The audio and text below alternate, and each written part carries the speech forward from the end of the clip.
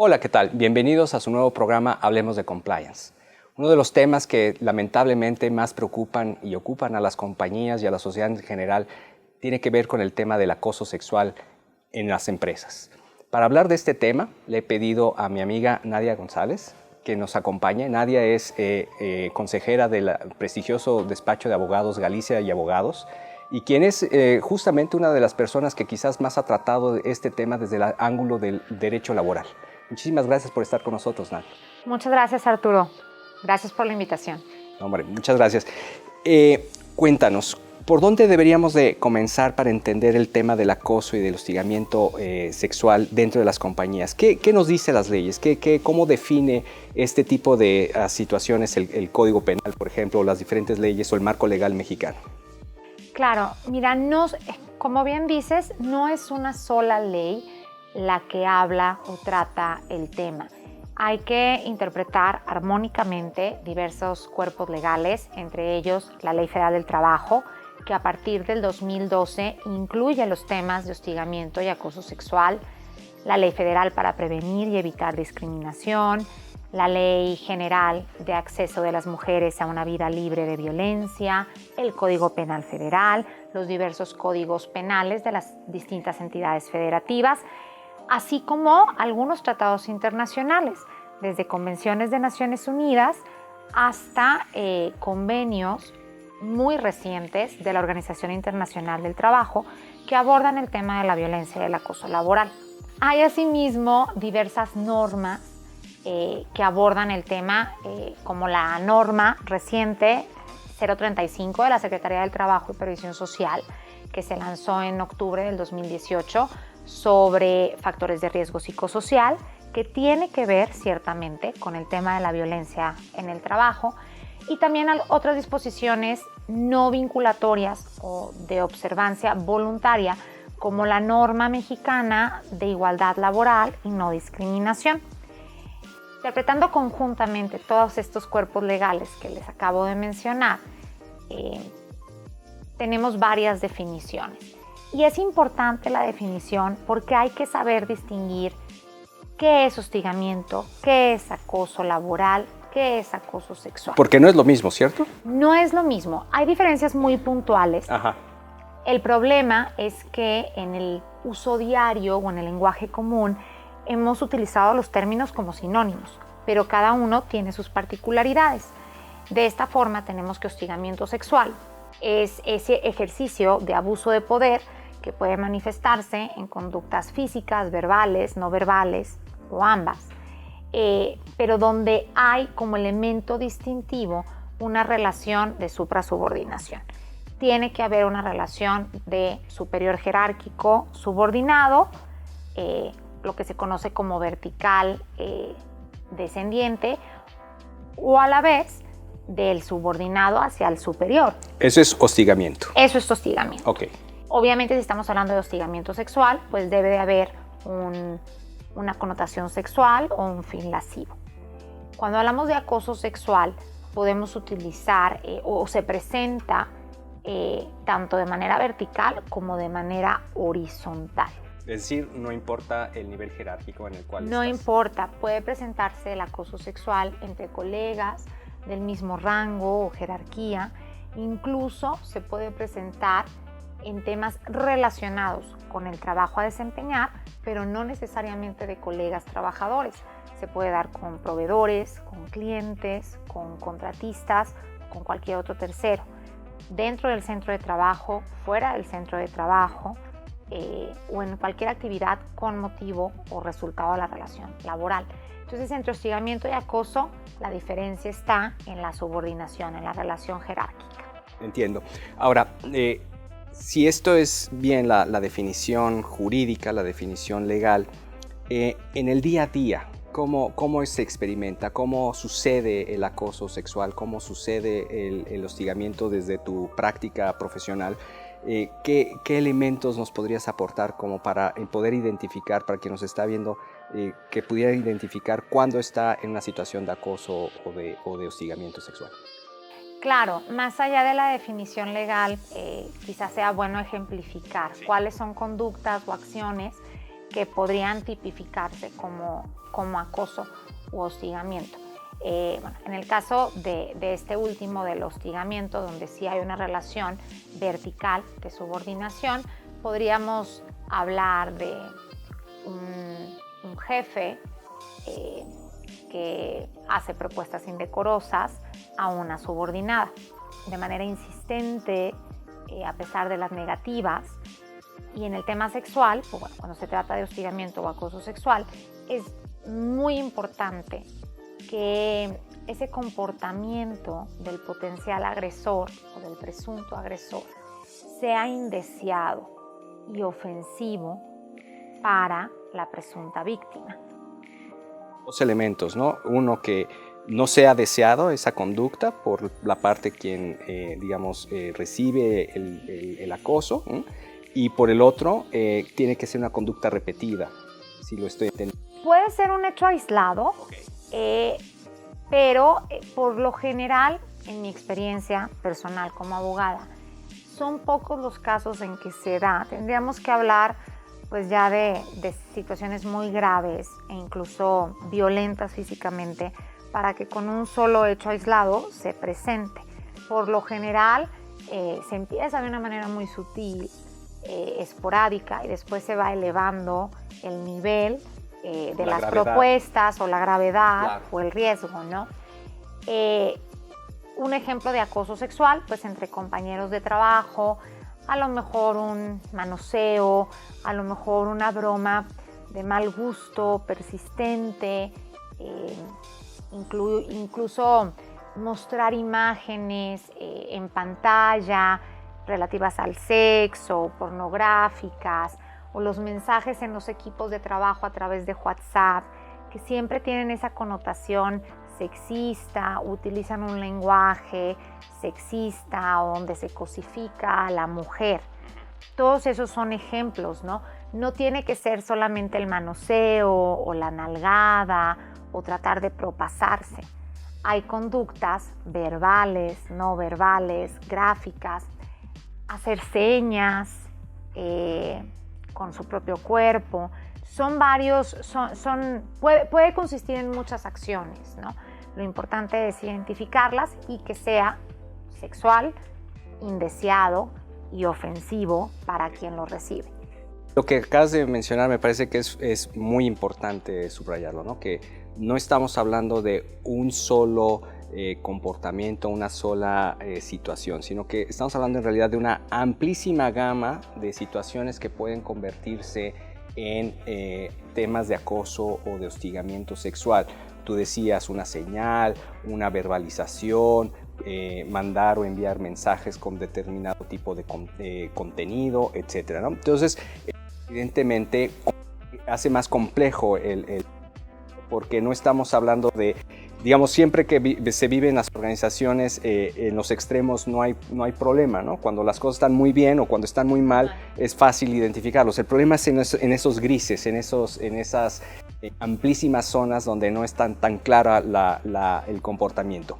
Y al respecto me gustaría escuchar de tu reflexión. ¿Qué pasa cuando en una organización se ha normalizado determinadas conductas de micromachismo, por ejemplo? Un tema muy grave y no nada más se da al interior de las empresas. Obviamente lo que nosotros demostramos en la empresa es lo que aprendimos en la escuela o en nuestras casas. Y como sociedad lo hemos normalizado. Creo que más que un tema jurídico o que tiene consecuencias e implicaciones legales, es un tema cultural, es un tema de educación. Somos países latinoamericanos. Nos gusta tocar, nos gusta tocar, besar, somos pues digamos que de contacto físico, de confianza rápida. Y sí, pues México es un país predominantemente machista. Entonces, para nosotros, por ejemplo, es común saludar de beso, pero para un europeo, para un asiático, quizás no lo sea. Si es una relación profesional, obviamente, no de amistad o familiar. Entonces, quizás un sueco vea extraño saludar a tus colegas de trabajo de beso. Depende también del contexto, en qué contexto estamos, laboral, profesional, docente, o meramente social, familiar, el tipo de relación que existe entre esos dos individuos, si son simple y llanamente colegas o forman parte de un equipo, o si hay una relación de amistad fuera de la oficina. Y también el componente de la intención, que es el componente subjetivo, pues claro, que es gravísimo en el sentido de que a nosotros los abogados nos cuesta muchísimo trabajo poder hacer el corte y decir, o la categoría, si es o no es. ¿Qué pasa también? No estamos acostumbrados a que nos impongan límites dentro de las organizaciones. Los climas organizacionales han sido, creo que las cosas están cambiando, pero hasta la fecha han sido bastante flexibles o permisivos. Entonces enfrentamos un problema de cómo establecer ese límite y hacer el switch o el cambio, ¿no? ¿Cómo poner la frontera entre lo permitido y lo no permitido? Que además es cambiante, ¿cierto? Sí, puede empezar permitiéndose y de repente ya es pues tan persistente que incomoda, y entonces ya las víctimas o las acosadas u hostigadas pues dicen, tenemos que parar esa situación, se salió de control. Pero yo creo que es un tema de que la empresa, además del ordenamiento jurídico, pero que la empresa a través de políticas internas marque esa línea, obviamente capacite mucho de cursos de sensibilización con ejemplos para poder facilitar al personal, a los trabajadores, cuándo sí, cuándo no. Yo creo que uno internamente como persona sabe cuándo se están saliendo las cosas de control, ¿no? O sea, ciertas miradas, ciertos gestos. Entonces, eso nos debe de servir de alerta para poner un alto o para denunciar en caso de que sea necesario. Pero desafortunadamente es un tema que tiene que ver con la educación y con la cultura latina, ¿no? Perdón, te iba a interrumpir. No, dale. Pero pues hay últimamente ha habido mucha publicidad sobre marchas, movilizaciones y temas muy desafortunados de violencia en el país. Y en una de esas publicaciones me tocó ver que no es piropo, es acoso. Entonces, sí hay que... O sea, el eslogan era... No es piropo, es acoso. Es acoso, claro. Entonces, sí es difícil, pero creo que cada vez estamos como sociedad aprendiendo y volviéndonos más conscientes y sensibles respecto de qué pudiera constituir o no constituir un acto de hostigamiento sexual, un acto de acoso sexual. Claro. Y aquí déjame preguntarte algo, Nadia. Es... ¿Cómo identificar o en qué punto, en qué momento la persona afectada, sea hombre, sea mujer, porque también hay que decirlo, ¿no? Que el acoso sexual lo puede tener tanto un hombre como una mujer, como cualquier persona dentro de la diversidad de género que ya existe. ¿Cuándo es el momento adecuado para levantar la mano? ¿Cuándo es lo conducente en cuanto a levantar la mano y denunciar o reportar a través de la línea ética o el mecanismo institucional que se tenga en la compañía de que algo está sucediendo? ¿Cuándo es ese punto? Yo creo que ese punto ojalá y fuera estandarizado. No es fácil, ¿cierto? No es fácil, no lo es. Pero yo creo que en el momento en que la presunta víctima se siente incómoda u ofendida, es cuando debe de alzar la voz, levantar la mano y hablar, ya sea denunciar a través de los mecanismos establecidos para tal efecto, o simple y sencillamente quizás una plática con la gente de recursos humanos o la gente de compliance de las organizaciones. Todos tenemos índices o límites de tolerancia distintos, ¿no? Pero lo importante es que en el momento en que se sienta una persona incomodada o agredida, ofendida, molesta, ya es momento, porque si lo dejamos pasar más tiempo, desafortunadamente, de una simple molestia u ofensa o malentendido, podría escalar y llegar a ser están en un estado de indefensión o de riesgo, que eso también pues va muy aparejado con el tema del acoso sexual, o sea que las conductas del agresor pongan a la víctima en un estado de indefensión o de riesgo inminente. Claro. Entonces no hay que dejar llegar Hasta a ese punto. extremo, pero es bien difícil porque como sociedad otra vez, pues existe el temor de represalias, de no me van a creer, ¿no? No me van a creer o tengo miedo de que actúen en mi contra. Entonces muchas veces, la gente calla. Claro. Muy bien. Y si me permites, Nadia, vamos a un corte comercial y regresamos de inmediato porque ahora me gustaría que conversáramos un poco sobre cómo suceden las investigaciones de temas de acoso sexual. Me interesa mucho saber cómo desde tu práctica profesional se llevan a cabo este tipo de investigaciones, qué tipo de pruebas se pueden aportar, qué rol tiene en toda una investigación los testigos. Creo que son elementos muy importantes, pero si me das un momento, vamos a una pausa comercial e enseguida regresamos. Estamos con Nadia González, estamos hablando sobre los temas de acoso sexual en las compañías.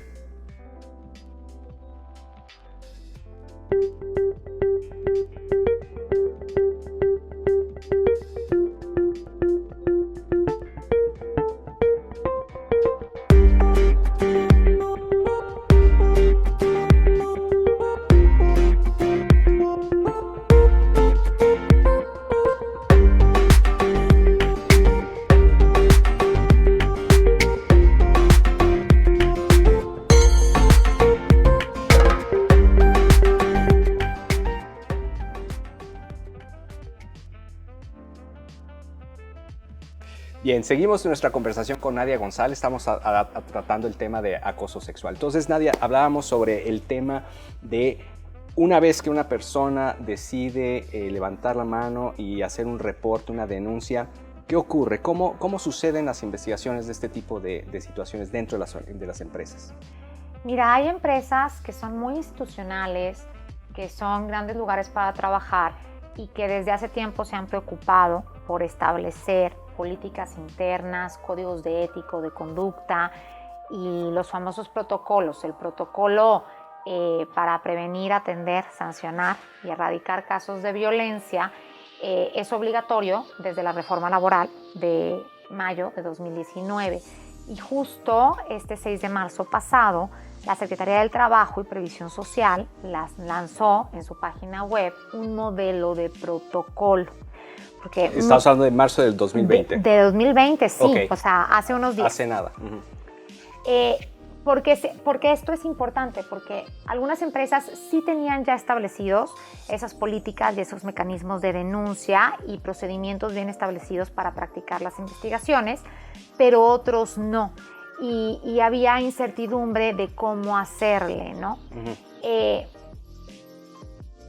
Las disposiciones legales e incluso este protocolo que te comento, lo que busca garantizar es que cualquier investigación se lleve a cabo de una manera imparcial y objetiva, pero sobre 3 principios rectores: la confidencialidad de la información, prevenir a toda costa represalias en contra de los denunciantes y, sobre todo, no revictimizar a la víctima.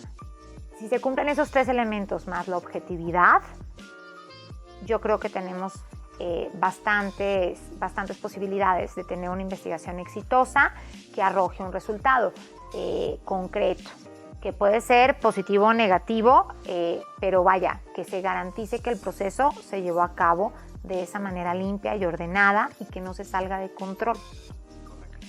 ¿Qué es lo que tenemos que buscar aparte de esto en las investigaciones? Pues allegarnos de los hechos. Y eso se logra con la denuncia o la queja que interponga la presunta víctima. Nadie nos da clase de eso, y sobre todo si no somos abogados, pero entre la jerga laboral o el conocimiento del derecho laboral, a nosotros nos interesa mucho que en esa declaración de hechos o en esa queja se especifiquen o describan circunstancias básicas de modo, tiempo y lugar. el quién, el cómo, el cuándo y el dónde. De los hechos. De los hechos. El tocamiento. Fui acosada, fui manoseada, fui violentada, fui agredida. ¿Quién te agredió? ¿Cuándo te agredió? ¿Cómo te agredió? ¿En qué lugar te agredió? ¿Qué estaban haciendo cuando sucedieron esos hechos? ¿Quién estaba alrededor tuyo? Eso nos va a servir mucho para el proceso de investigación. 2, para posibles testigos. Y 3, finalmente, si el resultado de esa investigación concluye que efectivamente hubo un acto de acoso o hostigamiento sexual o de acoso laboral en general, pues para poder tomar las acciones legales e imponer medidas disciplinarias. Claro. ¿Okay? Y Nadia, perdón, rápido que te interrumpa. ¿Y qué ocurre cuando la denuncia es anónima? Cuando no se ha revelado la persona, no ha revelado la persona que levanta la denuncia su nombre o la manera de poderlo identificar. Claro. En mi experiencia, las denuncias anónimas a veces no vienen de la víctima, a veces provienen de testigos, ¿no? Entonces, la compañía, cualquier compañía tiene la obligación de atender esas quejas o esas denuncias.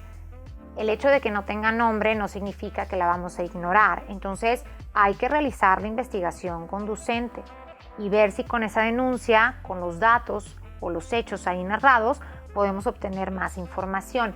Las denuncias anónimas habían sido muy usuales en todos los códigos de conducta y en los protocolos de las empresas, porque es lo que se utiliza en otras legislaciones que están muchísimo más avanzadas que la mexicana en este tema.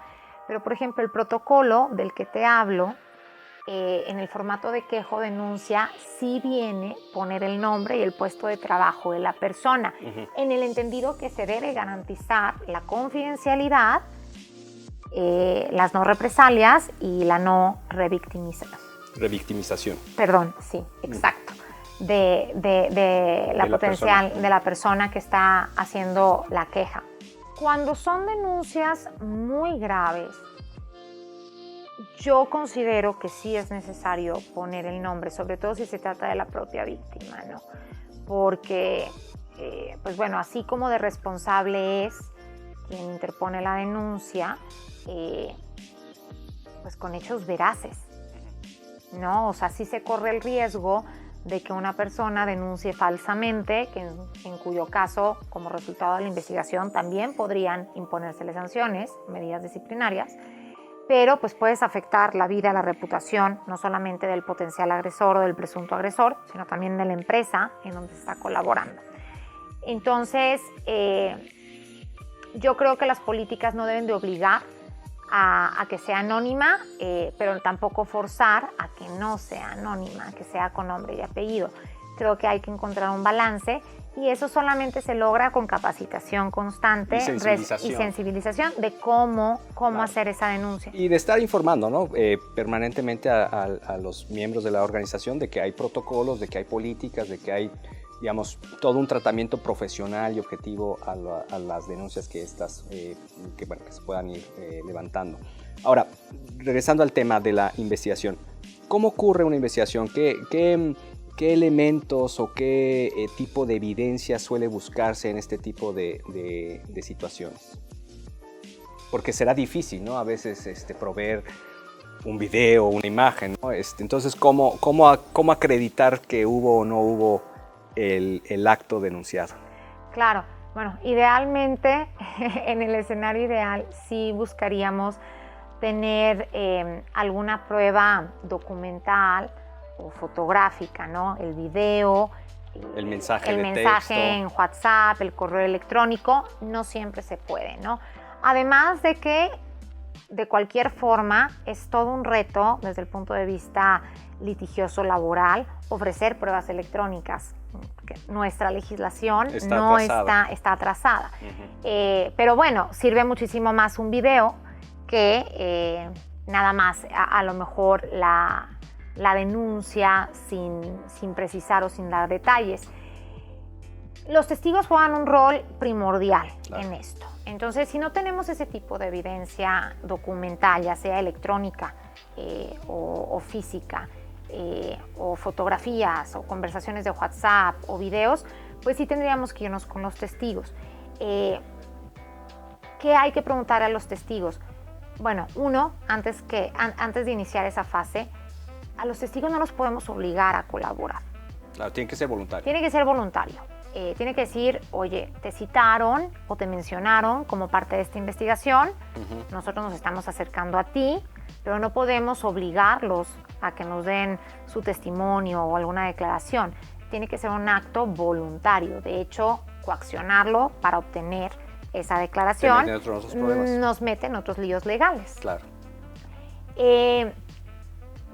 Hay muchas formas de abordar a los testigos, desde encuestas por escrito hasta entrevistas, obviamente a cargo de investigadores expertos, de gente profesional que se dedica a eso, como ustedes, como Kroll, o una persona muy capacitada dentro de la organización, ¿no?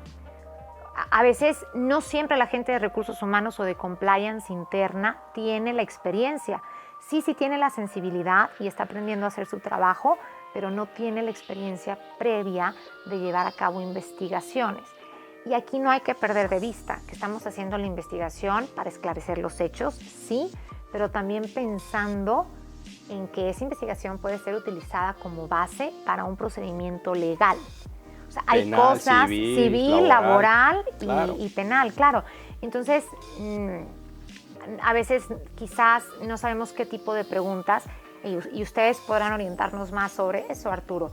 Pero igual, se trata de esclarecer los hechos, de obtener una fotografía, más bien una película cronológica, un orden, y esclarecer esas circunstancias de modo, tiempo, lugar, qué, cuándo, cómo, dónde, que mencionaba hace rato. Correcto, correcto. Y una vez que, digamos, se hace una investigación y se llega a acreditar, por decirlo así, los hechos denunciados, es decir, se logra a través de los testimonios o porque hubo alguna evidencia incriminatoria, ¿qué sucede? ¿Qué suele suceder en este tipo de casos? ¿Cuáles son las diferentes rutas que puede tomar la organización en relación a la víctima y al victimario? Claro. Dependiendo de los códigos de conducta ética y políticas internas que tenga la empresa, eso nos sirve de base, de entrada, para saber si la conducta a la que se concluyó que sí ocurrió es sancionable o no es sancionable.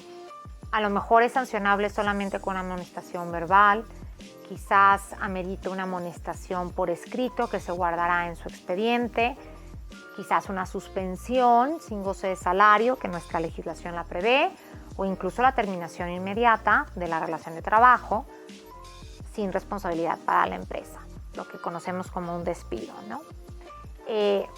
Entonces hay que irnos a las políticas internas para ver qué sección o qué parte viola y cuál es la sanción correlativa a esa violación y también, obviamente, basarnos en la ley. La Ley Federal del Trabajo es muy clara respecto a cuáles son las obligaciones y prohibiciones, tanto de patrones como de trabajadores.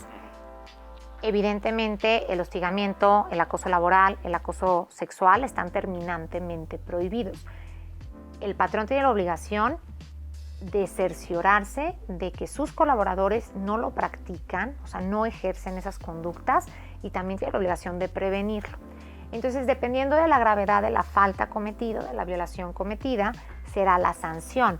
Pero sí, cuando estamos hablando de un tema de acoso sexual o de quejas múltiples, pues evidentemente la medida a tomar es desvincular a esa persona del trabajo.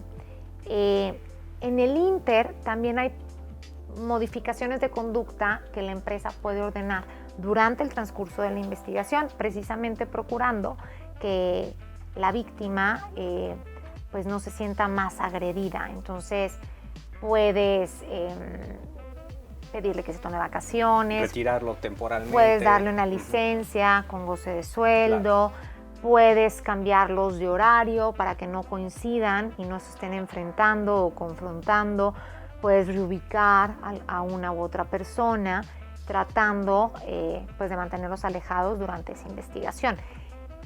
Como afectan las condiciones de trabajo, el área de compliance forzosamente, y hacemos énfasis tendría que tocar base con su jurídico o con su departamento de relaciones laborales, porque hay muchas medidas que ahorita estamos comentando, pero que no están expresamente permitidas en nuestra ley. A lo mejor no están prohibidas, pero tampoco están permitidas y no son muy usuales. En legislaciones europeas es muy común separar al investigado durante el proceso. Correcto. Pero pues aquí tendría que ser con goce de sueldo o pedirle vacaciones.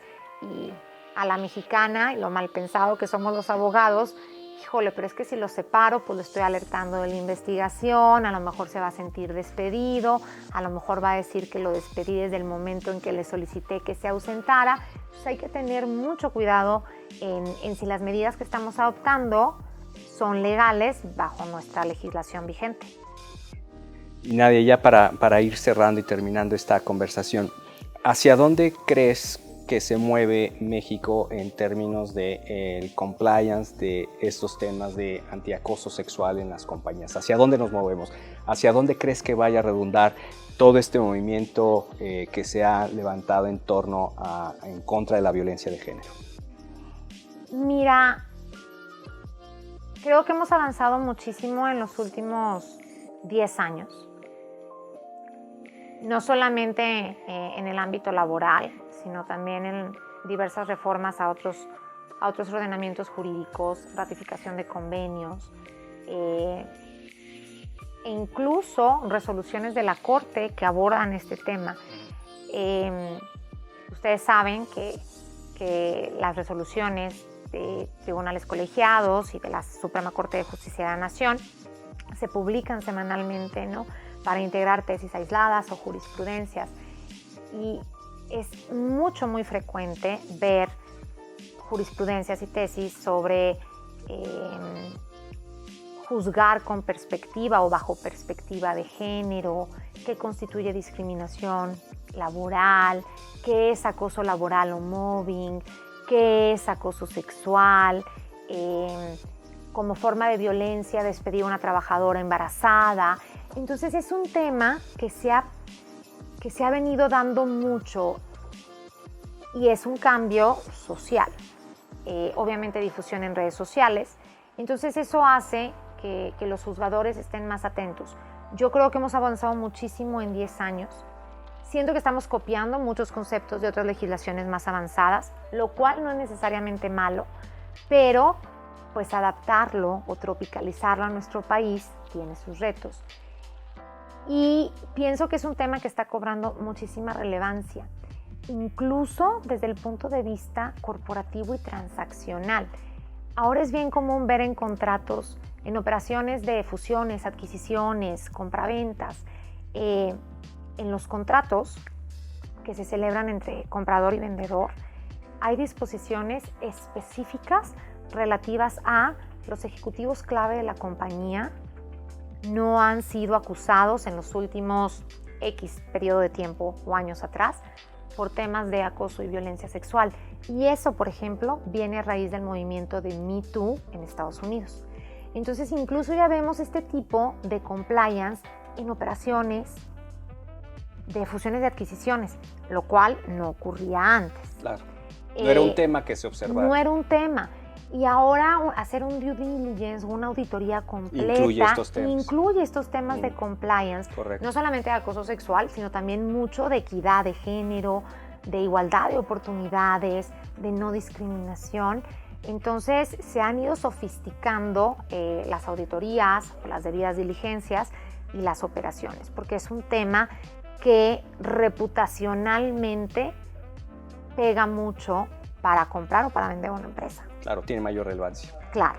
Muy bien, te agradezco mucho todos tus comentarios, ha sido una conversación muy interesante, he disfrutado muchísimo haber dialogado contigo en Aquí Hablemos de Compliance. A todos ustedes, muchísimas gracias por haber seguido este capítulo e invitarlos a que nuevamente nos sigan siguiendo y cualquier comentario no duden en hacernos llegar a través de nuestras redes sociales, les agradecemos mucho.